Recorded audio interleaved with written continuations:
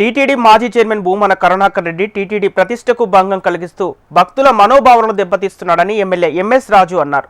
ప్రతినిత్యం దేవస్థానంపై బురద జల్లటం ఆయనకి ఆనవాయితీగా మారిందన్నారు. సామాన్య భక్తులకు పెద్దపీట వేసేలా టీటీడీలో చైర్మన్ బిఆర్ నాయుడు పనిచేస్తున్నారన్నారు. ఇక టీటీడీపై కరుణాకర్ రెడ్డి అసత్య ప్రచారాలు మానుకోవాలని ఎమ్మెల్యే ఎంఎస్ రాజు హితవు పలికారు. ప్రస్తుత టీటీడీ చైర్మన్గా బిఆర్ నాయుడు గారు బాధ్యతలు తీసుకున్నప్పటి నుంచి లేదా కూటమి ప్రభుత్వం గౌరవ ముఖ్యమంత్రి నారా చంద్రబాబు నాయుడు గారు ముఖ్యమంత్రిగా బాధ్యతలు తీసుకున్న తర్వాత టీటీడీని ప్రక్షాళన చేయడం జరిగింది. సామాన్య భక్తులకి అవకాశం కల్పించే విధంగా తిరుమలని పవిత్రతని కాపాడుతూ భక్తులకి అన్ని అవకాశాలు సౌకర్యాలు కల్పించే విధంగా అనేక మార్పులు చేర్పుల్ని బిఆర్ నాయుడు గారి నాయకత్వంలో చేయడం జరిగింది.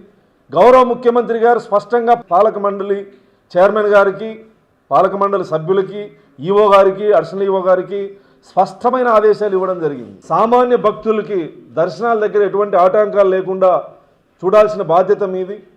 తిరుమల యొక్క పవిత్రత